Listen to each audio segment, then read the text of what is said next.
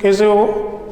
आशा करता हूँ कि आप इस लॉकडाउन पीरियड में सभी अपने अपने घर पर होंगे, स्वस्थ और सुरक्षित होंगे।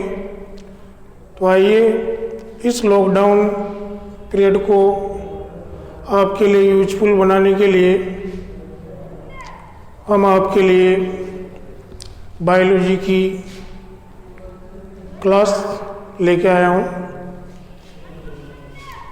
तो थोड़ी बहुत चर्चा हम आपके सिलेबस की कर लेते हैं। आपकी जो 12th बायोलॉजी है,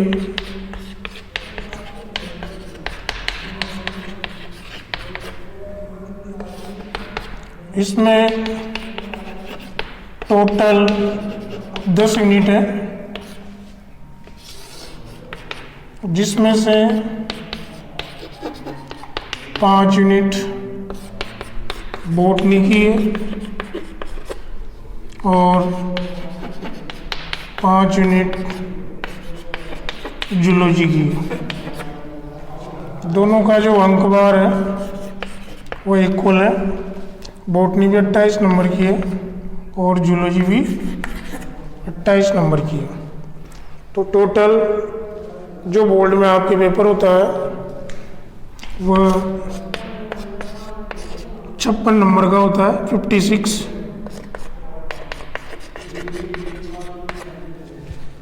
ओके, तो आज हम स्टार्ट करेंगे बॉटनी यूनिट फर्स्ट, जिसका चैप्टर फर्स्ट स्टार्ट करेंगे।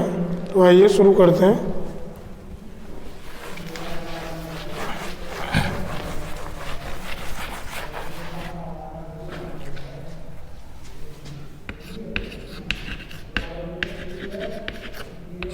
बॉटनी की यूनिट फर्स्ट,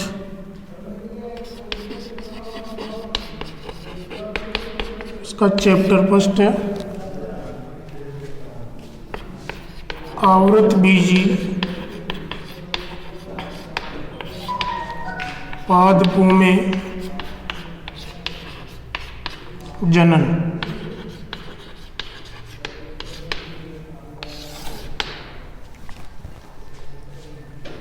तो सबसे पहले हम इसका सामान्य परिचय देखेंगे। सामान्य परिचय, जनरल इंट्रोडक्शन। तो इसमें सबसे पहले हम चर्चा करेंगे आवृतबीजी क्या होते हैं।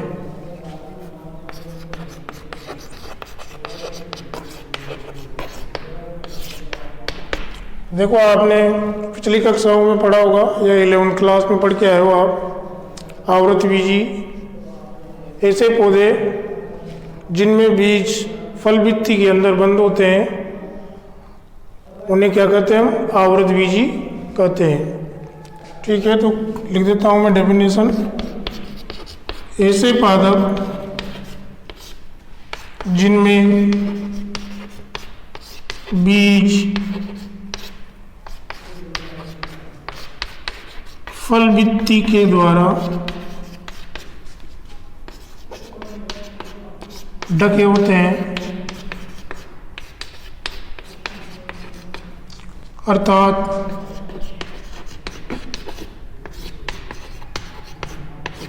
फल के अंदर बंद होते हैं।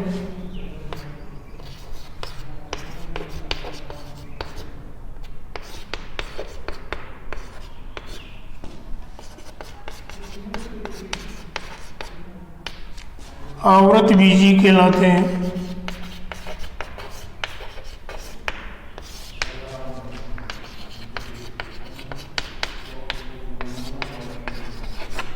तो ये डेफिनेशन थी आवृतबीजी की।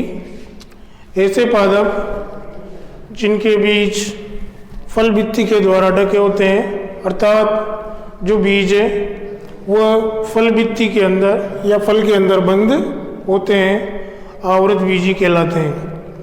ठीक है, तो ये था आपका सामान्य परिचय में फर्स्ट पॉइंट। सेकंड है इनके आवृतबीजी के अन्य नाम। किन किन नामों से जाना जाता है आवृतबीजी को? जैसे एंजियोस्पर्म,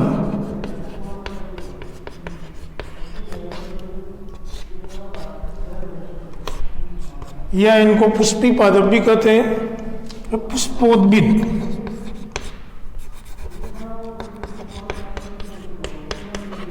पुष्पोद्भिद या इनको बोल सकते हैं अपन पुष्पी पादप। और एक नाम है इनका फेनेरोगैम्स।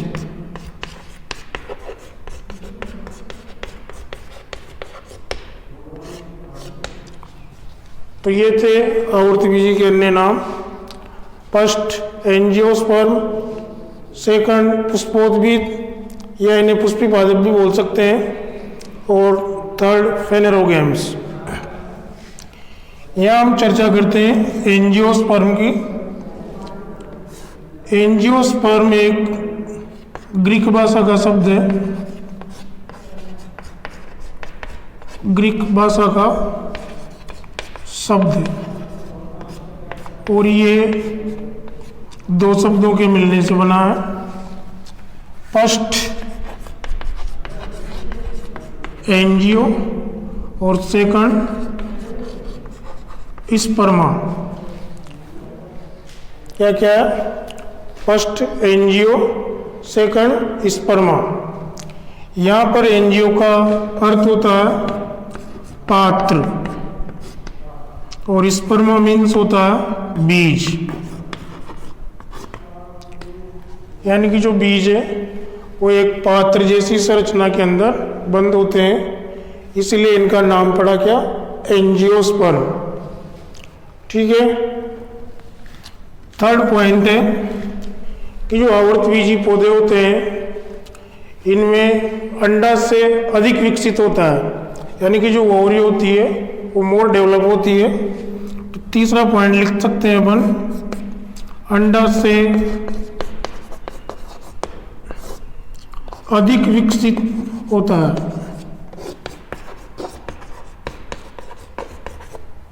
अधिक विकसित होता है। और आगे हम देखते हैं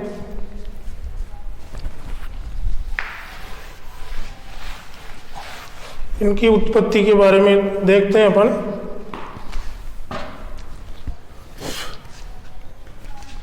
फोर्थ पॉइंट है आपका उत्पत्ति।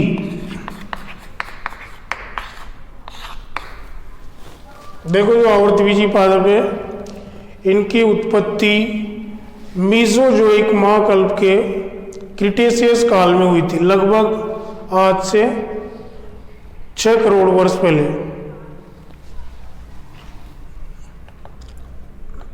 मीसोजोइक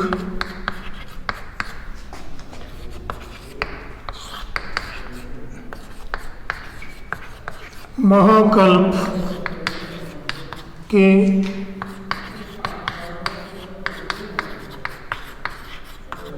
क्रिटेशियस काल में। तो नॉर्मल बात है, ध्यान रखना कि जो आवर्तबीजी पादप है इनकी उत्पत्ति कब हुई थी या कब मानी जाती है? मीसोजोइक महाकल्प के क्रिटेशियस काल में। इनकी संख्या की बात करते हैं। संख्या देखो, विश्व में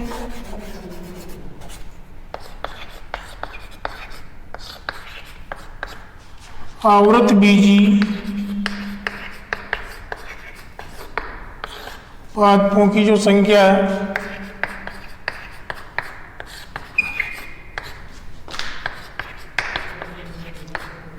वो है 2,60,000।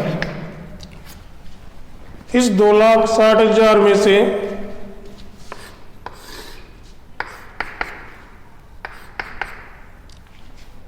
भारत ने इंडिया में जो संख्या है वो है 17,672।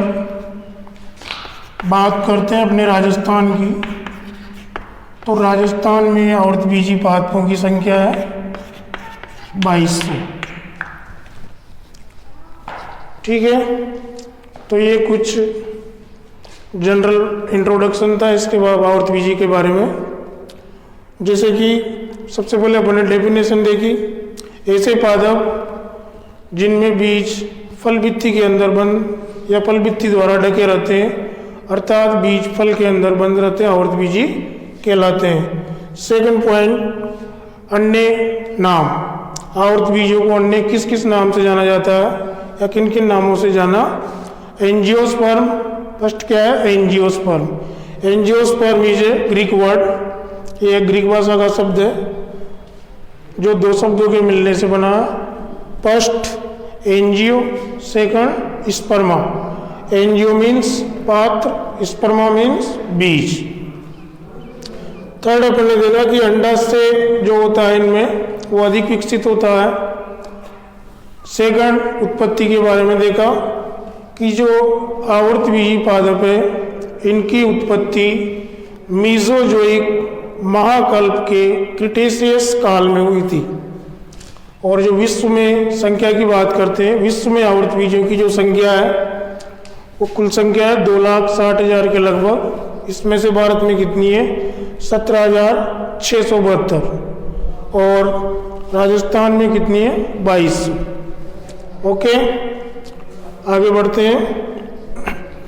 अब पढ़ेंगे हम, ये तो नॉर्मल इंट्रोडक्शन हो गया आवृतबीजी के बारे में।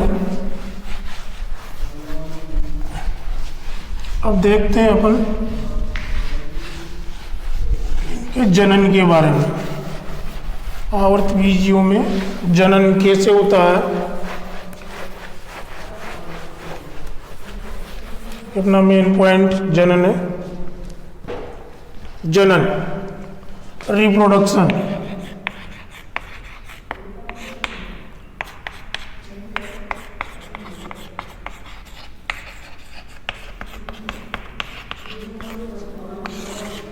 रिप्रोडक्शन, सबसे पहले डेफिनेशन देख लेते हैं। देखो, आपने छोटी कक्षाओं में पढ़ा होगा, जनन एक बहुत सिंपल डेफिनेशन है कि जीवों के द्वारा अपने स्वयं के समान संतति पैदा करने की जो क्षमता या प्रोसेस होती है उसे क्या कहते हैं? जनन कहते हैं। तो लिख लेते हैं शॉर्ट में, जीवों के द्वारा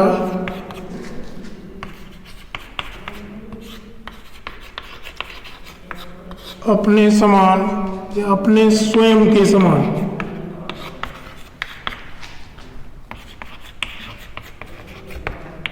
संतति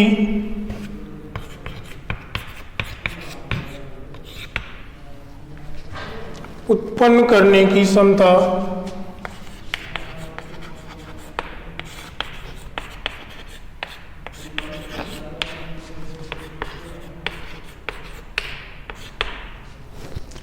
जनन कहलाती है।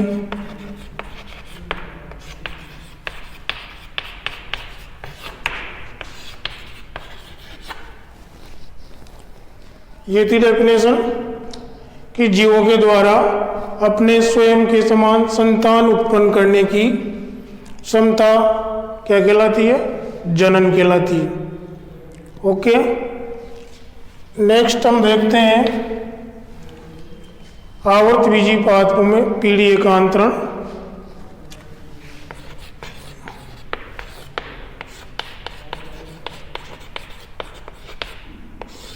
पीढ़ी एकांतरण, देखो आवृतबीजी पादपों के जीवन काल में एक के बाद दूसरी पीढ़ी आती है, तो इसे हम क्या कहते हैं? पीढ़ी एकांतरण। तो जो इनमें पीढ़ी एकांतरण होता है वह अस्पष्ट होता है, क्लियर नहीं होता, स्पष्ट नहीं होता। तो पीढ़ी एकांतरण के बारे में क्या लिख सकते हैं हम कि आवृतबीजी पादपों में अस्पष्ट पीढ़ी एकांतरण पाया जाता है। तो लिखते हैं यहाँ पर आवृतबीजी पादपों में अस्पष्ट पीढ़ी एकांतरण पाया जाता है।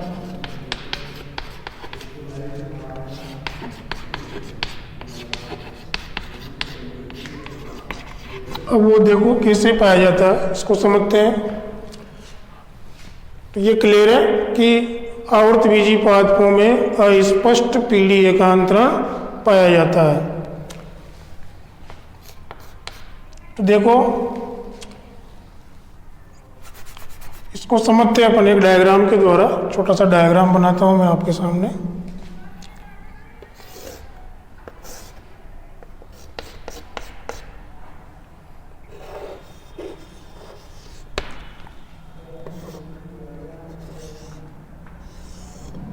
जैसे कि ये कोई आवर्तबीजी प्लांट है,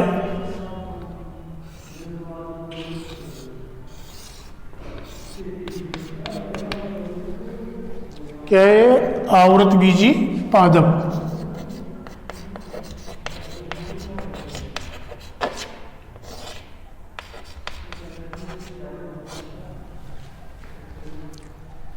तो देखो ये क्या है? ये इसकी पर्ण, ये तना है, ये जड़, और ये क्या है? पुष्प। तो देखो जो आवर्तबीजी पादप होते हैं उनमें जो पुष्प होता है ये इनका मुख्य लैंगिक अंग होता है। तो पुष्प में दोनों प्रकार के जननांग होते हैं, नर जननांग और मादा जननांग।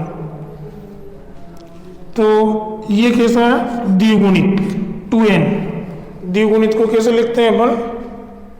2n के द्वारा। यहाँ लिख देता हूं मैं साइड में। n मीन्स अगुणित और 2n मीन्स द्विगुणित।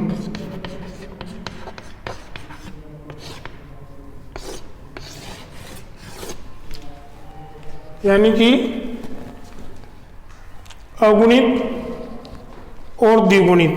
अगुणित को किससे रिप्रेजेंट करते हैं? n, और द्विगुणित को 2n।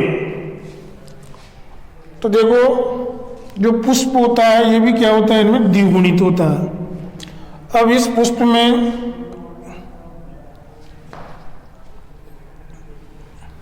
इसको मिटा देता हूं मैं ऊपर वाले को। यह ध्यान रखना, जनन की डेफिनेशन है, जीवों के द्वारा अपने स्वयं के समान संतान उत्पन्न करने की जो क्षमता होती है वो जनन कहलाती है।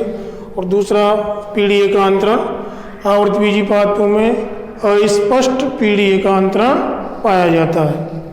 अब इसको समझते हैं कि किस प्रकार से इनमें अस्पष्ट पीढ़ी एकांतरण पाया जाता है। इसके लिए मैंने आपके सामने एक छोटा सा प्लांट बनाया, आवर्तबीजी पादप। तो अपन बात कर रहे थे पुष्प। पुष्प कैसा होता है? द्विगुणित। इसमें जो मादा जनन इकाई होती है उसको बोलते हैं अपन स्त्री केसर, और जो नर जनन इकाई होती है उसको बोलते हैं पुंकेसर। ठीक है, ये भी 2n और ये भी 2n। 2n मीन्स द्विगुणित। अब देखो स्त्री केसर में बनता है क्या? बीजांड।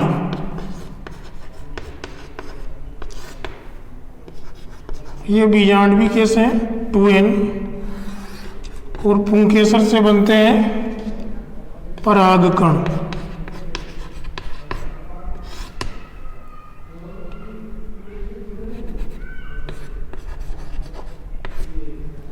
ये भी क्या है?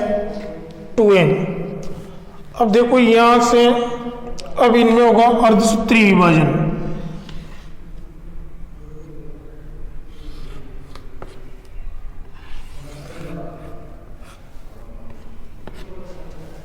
अर्धसूत्री विभाजन या मियोसिस।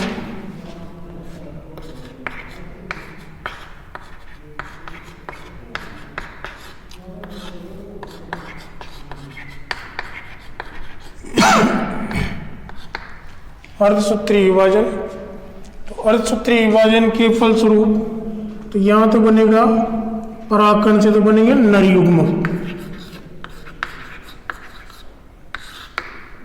ये कैसे होंगे? अगुणित एन। और बीजांड से बनेंगे अंड कोशिका।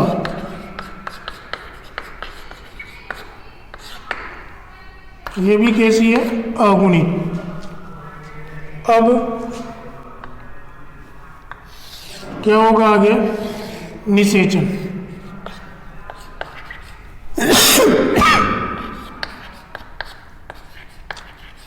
निषेचन, तो निषेचन के फलस्वरूप बनेगा युग्मनज।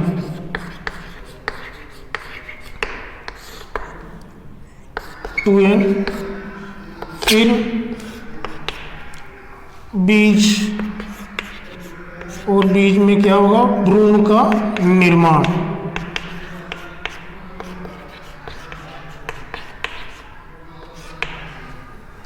और इस बीज का जब अंकुरण होगा तो क्या बन जाएगा? वापिस नया प्लांट बन जाएगा। तो ये था औरधबीजी पादपों का जीवन चक्र।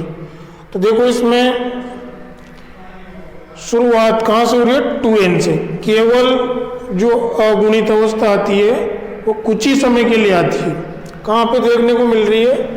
यहाँ पर। ये जो यहाँ से यहाँ तक की जो अवस्था है वो क्या है? अगुणित। और इसको बोलते हैं अपन, कौन सी पीढ़ी बोलते हैं? युग्मकोद्भिद पीढ़ी। भाई यहाँ युग्मक निर्माण हो रहा है, इसलिए इसको क्या बोलते हैं? युग्मकोद्भिद पीढ़ी। युग्मक कौन कौन से? नर युग्मक और अंडकोशिका मादा युग्मक। इसलिए इसको हम बोलते हैं युग्मकोद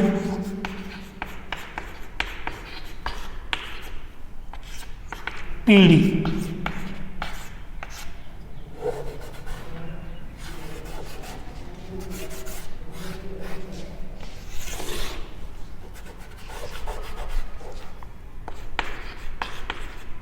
युग्मकोद्भिद पीढ़ी। तो यहाँ इस युग्मकोद्भिद पीढ़ी के अलावा जो बाकी जो इस आरेख में जो भी है पूरी कौन सी पीढ़ी है? बीजाणुद्भिद पीढ़ी। कौन सी पीढ़ी बोलेंगे उसको? जैसे यहाँ शुरू हो रही है बीजाणुद्भिद, बीजाणुद्भिद, बीजाणुद्भिद, और ये सब किसके अंतर्गत आती है? इसके अलावा बीजाणुद्भिद पीढ़ी। ठीक है, तो ये जो बोलेंगे इसको क्या बोलेंगे? बीजाणुद्भिद पीढ़ी। और बीजाणुद्भिद पीढ़ी कैसी होती है? 2n। देख लो एक बार, ये कोई आवर्तबीजी प्लांट है। जो आवर्तबीजी पादप होता है उसमें मुख्य जो लैंगिक संरचना होती है क्या होती है? पुष्प। पुष्प कैसा होता है? द्विगुणित 2n। इसमें पुष्प में जो मादा जनन निकाय होती है वो स्त्री केसर, और नर जनन निकाय को क्या बोलते हैं? पुंकेसर। ठीक है, ये भी 2n, ये भी 2n। आगे इनसे स्त्री केसर से बनता है बीजांड, और पुंकेसर से बनते हैं परागकण। जब इनमें अर्धसूत्री विभाजन होता है तो क्या बनते हैं? युग्मक बनते हैं। कौन कौन से? नर युग्मक और मादा युग्मक। मादा युग्मक के रूप में क्या बनता? अंड कोशिका। ठीक है, फिर क्या होता है आगे? नर और मादा युग्मकों का क्या होता है? संलयन, जिससे उस क्रिया को क्या कहते हैं? निषेचन। तो निषेचन के फलस्वरूप आफ्टर फर्टिलाइजेशन क्या बनता है? युग्मनज, जाइगोट। क्या बोलते हैं इसको? जाइगोट। वापिस ये गुणित अवस्था बहुत कम समय के लिए आई। इसके बाद वापस निषेचन हुआ, और निषेचन से पुनः कौन सी अवस्था आ गई? द्विगुणित 2n। और युग्मनज में क्या होता है? फिर विकास होता है, उसके बाद भ्रूण का निर्माण होगा, बीज बनेगा, और बीज के अंकुरण से वापस नया पादप बन जाएगा। इस प्रकार से आवर्तबीजी पादपों का जीवन चक्र चलता है। यानी कि जो इस जीवन चक्र में जो मुख्य जो अवस्था है वो कौन से? द्विगुणित। और इस द्विगुणित जो मुख्य पीढ़ी है वो किसके रूप में रिप्रेजेंट है? 2n के रूप में, जिसे हम क्या कहते हैं? बीजाणुद्भिद पीढ़ी। तो इसको थोड़ा बहुत शब्दों में लिख लेते हैं, देख लेना है यार। तो देखते हैं आगे। तो हम क्या लिख सकते हैं, देखो इसके बारे में, इसको देख के, इस आरेख को देख के, कि जो आवर्तबीजी पादप होते हैं उनका जो जीवन चक्र है वह द्विगुणितिक प्रकार का होता है। यानी कि मुख्य जो पीढ़ी है वो कौन सी पीढ़ी है, द्विगुणित। तो इनके जीवन चक्र को क्या बोलेंगे अपन, द्विगुणितिक प्रकार का जीवन चक्र पाया जाता है। ठीक है, और इस द्विगुणित प्रकार के जीवन चक्र में हमें क्या क्या देखने को मिलता है इसमें। अब इस द्विगुणित प्रकार के जीवन चक्र पर तो द्विगुणित प्रकार का जीवन चक्र पाया जाता है। ठीक है, अब इसमें जो द्विगुणित प्रकार है इसमें मुख्य पीढ़ी कौन सी है, बीजाणुविद पीढ़ी होती है। तो इसको देखते हैं, लिखते हैं अपन।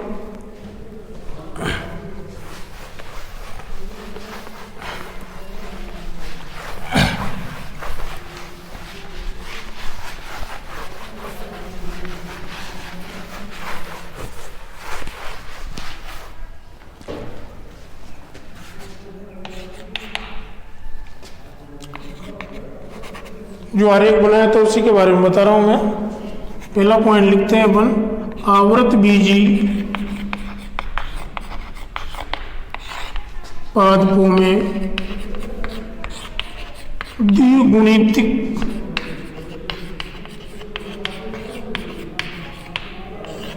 प्रकार का जीवन चक्र पाया जाता है।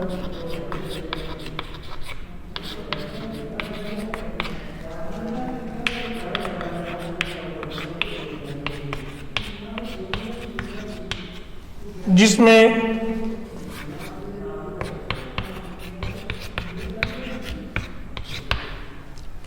मुख्य पीढ़ी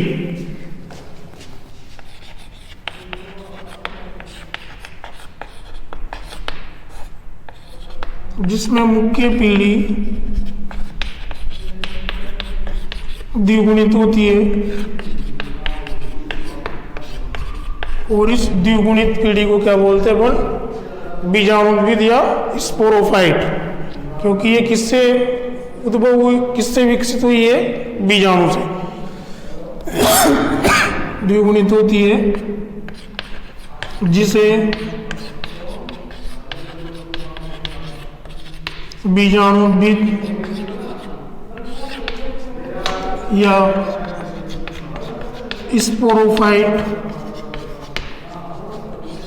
कहते हैं। जिसमें अब इस बीजाणुविद पीढ़ी में क्या क्या होते हैं, जिसमें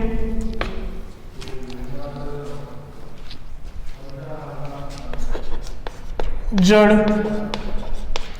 तना, पर्ण, पुष्प, फल, बीज पाए जाते हैं।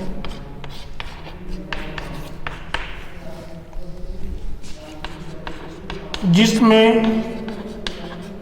अगुणित पीढ़ी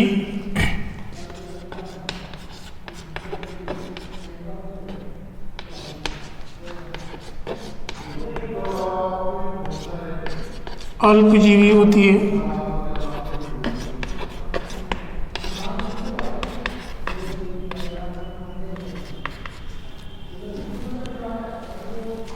जिसमें अगुणित पीढ़ी कैसी होती है, अल्पजीवी होती है। जो अब ये जो अगुणित पीढ़ी किसके रूप में पाई जाती है, जो नर युग्मक और अंड कोशिका के रूप में पाई जाती है। अंड कोशिका के रूप में पाई जाती है।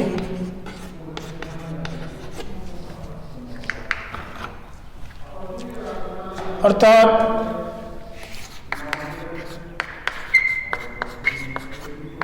आवृत बीजी पादपों में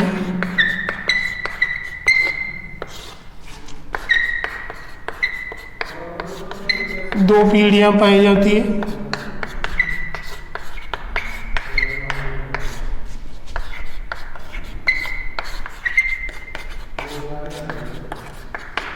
फर्स्ट है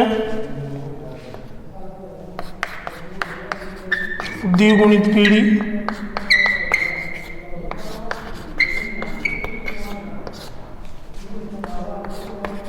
टू एन, इसको क्या बोलेंगे हम,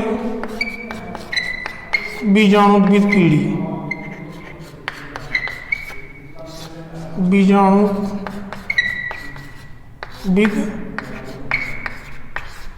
पीढ़ी। तो जो दो पीढ़ियाँ हैं उनमें से पहली पीढ़ी द्विगुणित होती है, द्विगुणित पीढ़ी बोलते हैं, और इसी द्विगुणित पीढ़ी को हम क्या नाम देते हैं, बीजाणुद्भिद पीढ़ी। अब इस बीजाणुद्भिद पीढ़ी के बारे में, ये जो बीजाणुद्भिद पीढ़ी होती है, क्योंकि ये जीवन काल में लंबे समय तक रहती है, इसलिए इसको हम अन्य नाम भी दे सकते हैं। जैसे इसको हम मुख्य पीढ़ी क्या बोल सकते हैं, मुख्य पीढ़ी। सेकंड, ये दीर्घजीवी होती है, यानी कि जो आवर्तबीजी पौधे होते हैं उनके जीवन चक्र में लंबे समय तक ये अवस्था पाई जाती है। तो दूसरी विशेषता क्या होगी कि जो ये पीढ़ी होती है वो कैसे होती है, दीर्घजीवी। तीसरी, ये जो पीढ़ी होती है स्वतंत्र होती है, स्वतंत्र यानी कि ये किसी दूसरे के ऊपर आश्रित नहीं होती या डिपेंड नहीं होती। क्यों नहीं होती, क्योंकि जो बीजाणुद्भिद पीढ़ी जो होती है वो कैसी होती है, प्रकाश संश्लेषी।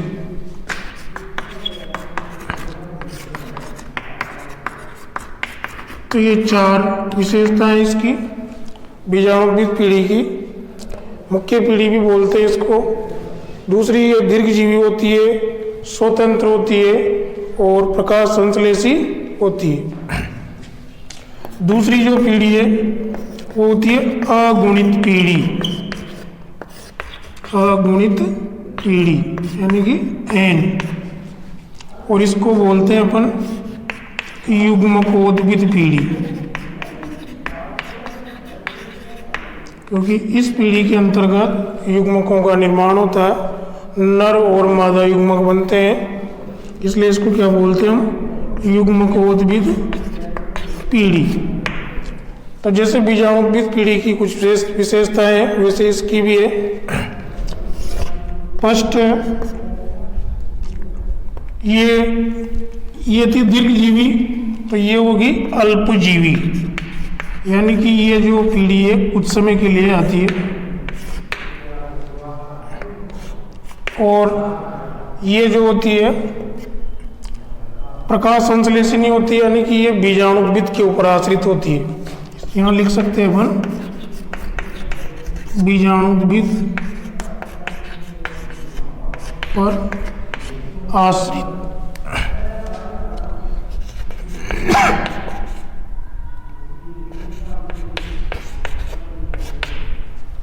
ठीक है, तो ये था आवर्तबीजी पौधों में पीढ़ी एकांतरण।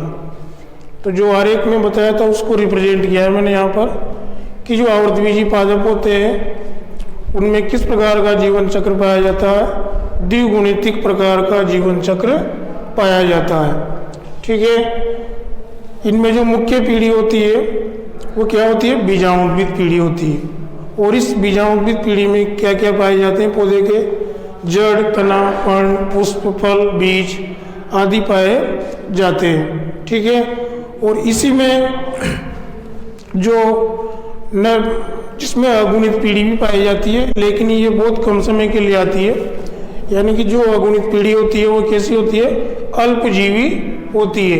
और ये किस रूप में पाई जाती है, नर युग्मक और अंड कोशिका के रूप में पाई जाती है। तो इन सब चीज़ों को पढ़ने के बाद हम बोल सकते हैं कि आवर्तबीजी पादपों में दो प्रकार की पीढ़ियाँ पाई जाती है। फर्स्ट, द्विगुणित पीढ़ी।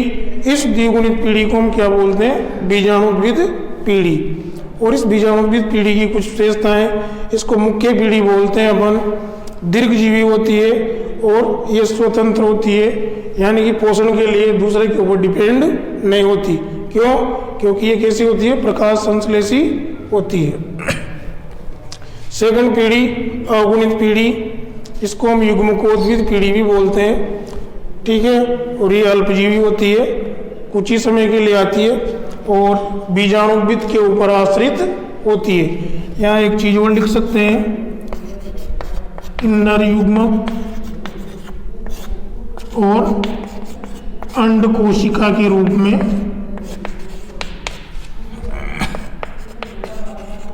अंड कोशिका के रूप में पाई जाती है।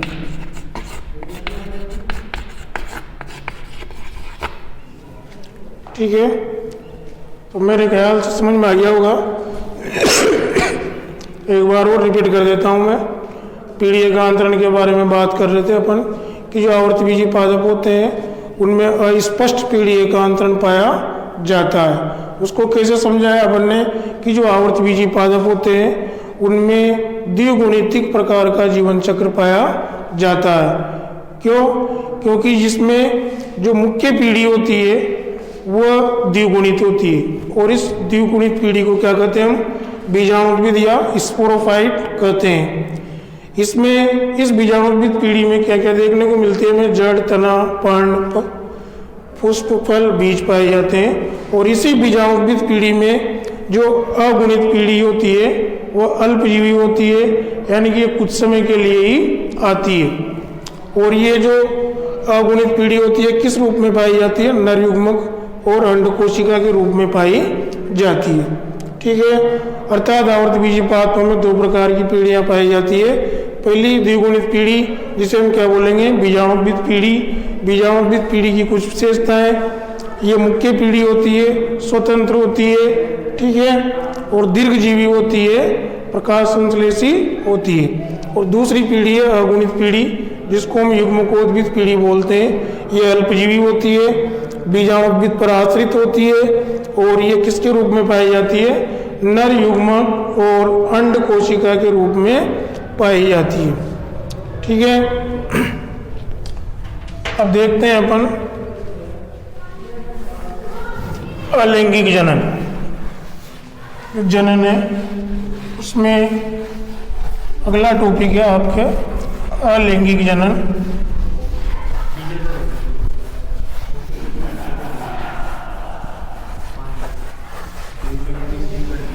अलैंगिक जनन।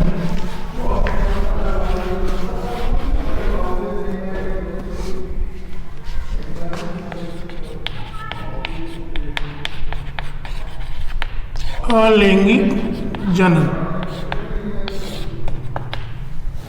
तो देखो अलैंगिक जनन की परिभाषा बोलता हूं मैं।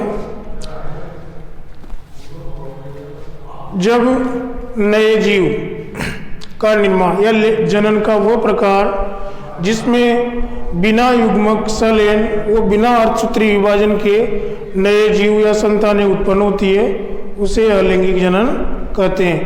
यानी कि इसमें न तो अर्धसूत्री विभाजन होता है, न नर और मादा युग्मक बनते हैं, और न ही निषेचन होता है। इस प्रकार के जनन को हम क्या बोलते हैं? अलैंगिक जनन। तो इसकी डेफिनेशन लिखते हैं अपन। जनन का वह प्रकार जो बिना युग्मक सलयन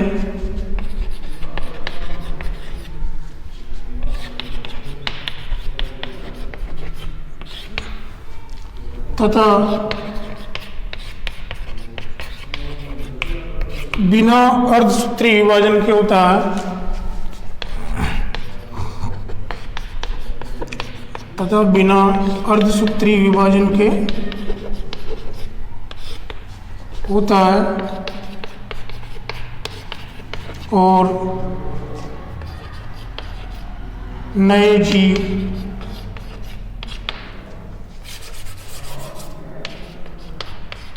और नए जीव या संतानें उत्पन्न होती है।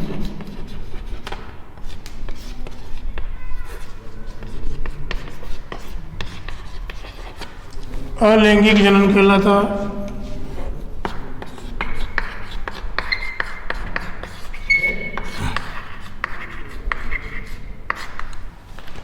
अलैंगिक जनन कहलाता है। और इस अलैंगिक जनन को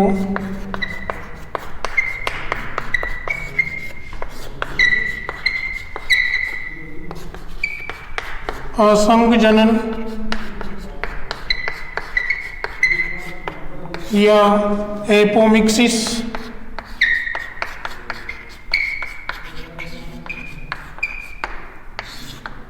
या कोर्कोद्भव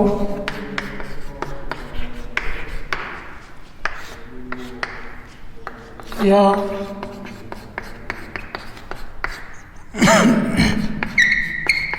ब्लास्टोजेनेसिस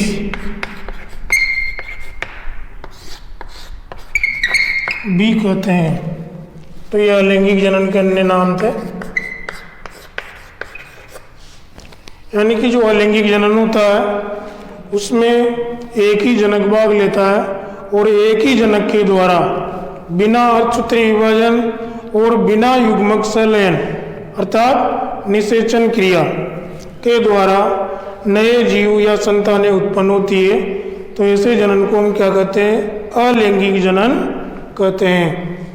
और इस अलैंगिक जनन के अन्य नाम है, इसको असंग जनन भी कहते हैं। यानी कि इसी में किसी का साथ नहीं होता। संग मतलब साथ, यानी कि बिना साथ के एक ही जनक के द्वारा ये जनन संपन्न होता है। एपोमिक्सिस, कोर्कोद्भव या ब्लास्टोजेनेसिस भी कहते हैं। अब देखो अगली बात आती कि जो दूसरा प्रकार है जनन का वो है लैंगिक। कौन सा? लैंगिक जनन। तो इन दोनों में क्या डिफरेंस है इसके बारे में थोड़ा वो डिस्कस कर लेता हूँ मैं। कि जैसे ये अलैंगिक जनन, इधर लिखता हूँ मैं अलैंगिक जनन और इधर लिखता हूँ लैंगिक जनन।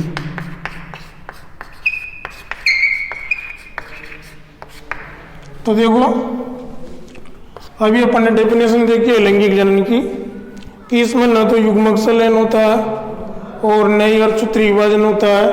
अर्थात ये एक ही जनक के द्वारा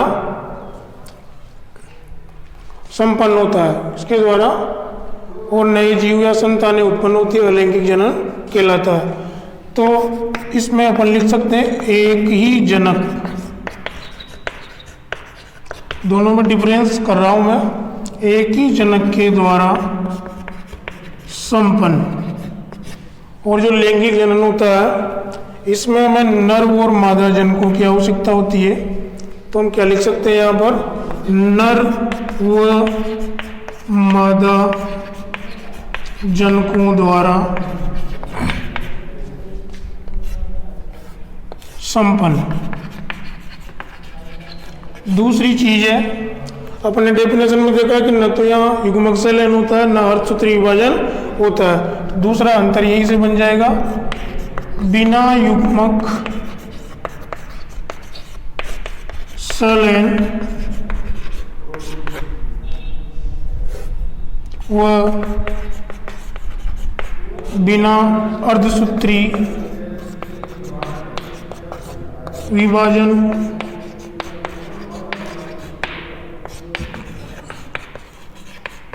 के द्वारा, या इसका उल्टा हो जाएगा, लैंगिक जनन में युग्मक संलयन भी होता है और अर्धसूत्री विभाजन भी होता है। तो युग्मक संलयन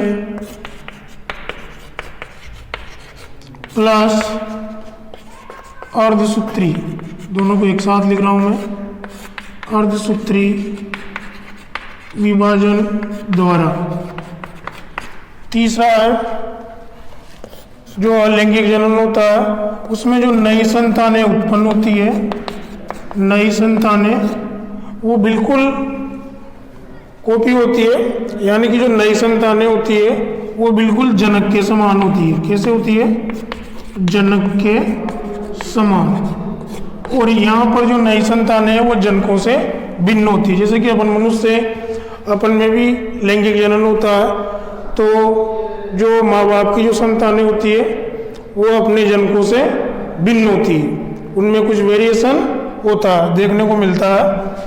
तो नई संतानें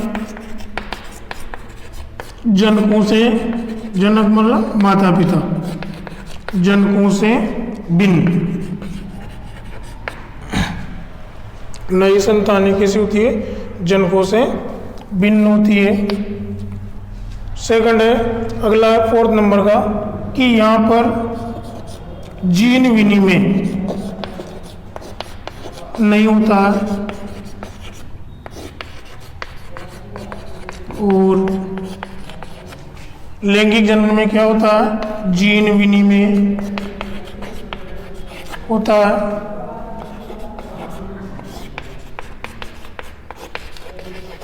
और जब जीन विनिमय नहीं होगा तो यहाँ पर नई जाति का विकास भी नहीं होगा, नई जाति का विकास नहीं होता है। और लैंगिक जनन में नई जाति का विकास होता है, नई जाति का विकास होता है। ठीक है। और जो अगला अंतर है कि जो अपन ने देख लिया है ना, नेक्स्ट अंतर ये भी कर सकते हैं कि जो अलैंगिक जनन होता है उसको असंग जनन या एपोमिक्सिस या कोरकोद्भव या ब्लास्टोजेनेसिस भी कहते हैं। वैसे ही जो लैंगिक जनन का दूसरा नाम है वो क्या है? भ्रूणोद्भव। या अगला अंतर है, यहाँ पर भ्रूण का निर्माण नहीं होता है और वहाँ भ्रूण का निर्माण होता है। ठीक है। और जो अलैंगिक जनन से जो संतानें उत्पन्न होती है उनको बोलते हैं हम ब्लास्टोजोइड्स। ध्यान रखना, बोर्ड पे जगह नहीं, कुछ इधर लिख रहा हूँ मैं। अलैंगिक जनन से जो संतानें उत्पन्न होती है उनको क्या बोलते हैं? ब्लास्टोजोइड्स। ऐसे लैंगिक जनन से जो संतानें उत्पन्न होती है उनको बोलते हैं ऊजोइड्स। क्या बोलते हैं? ऊजोइड्स। ठीक है। तो ये था आज का पार्ट, एक बार और देख लो। अलैंगिक जनन, अलैंगिक जनन की परिभाषा, जनन का वो प्रकार जो बिना युग्मक संलयन वह बिना अर्धसूत्री विभाजन के द्वारा होता है और नए जीव या संतानें उत्पन्न होती है, अलैंगिक जनन कहलाता है। यानी कि इसमें एक ही जनक भाग लेता है, ऐसे जनन को हम क्या कहेंगे? अलैंगिक जनन कहते हैं। इस अलैंगिक जनन के अन्य नाम है असंग जनन, एपोमिक्सिस, कोरकोद्भव, ब्लास्टोजेनेसिस। ठीक है। डिफरेंस कर दिया मैंने आपके सामने अलैंगिक और लैंगिक। अलैंगिक एक ही जनक के द्वारा, लैंगिक दो जनकों के द्वारा, दो जनक अर्थात माता पिता के द्वारा। ठीक है। अलैंगिक जनन में न तो युग्मक संलयन होता है न ही अर्धसूत्री विभाजन होता है, और यहाँ पर दोनों होते हैं, युग्मक संलयन भी होता है और अर्धसूत्री विभाजन भी होता है। ठीक है। थर्ड है, नई संतानें जो उत्पन्न होती है वो बिल्कुल अलैंगिक जनन में जनक के समान होती है और यहाँ पर नई संतानें जनकों से भिन्न होती है। जीन विनिमय नहीं होता है, लैंगिक जनन में जीन विनिमय होता है और नई जाति का विकास नहीं होता है और वहाँ पर नई जाति का विकास होता है। अलैंगिक जनन के द्वारा जो संतानें उत्पन्न होती है उनको क्या बोलते हैं? ब्लास्टोजोइड्स। और लैंगिक जनन के द्वारा जो संतानें उत्पन्न होती है उनको क्या बोलते हैं? ऊजोइड्स। ठीक है बच्चों, आज की क्लास को यही खत्म करते हैं। कल का अपना टॉपिक रहेगा कायिक जनन। क्या रहेगा? कायिक जनन। तो कल पढ़ेंगे अपन कायिक जनन। तो जो आज पढ़ाया गया है उसे ढंग से रिपीट करना, जो भी प्रॉब्लम हो वो आपकी सोल्व की जाएगी। डाउट क्लियर कर लेना। ओके, थैंक्स, धन्यवाद।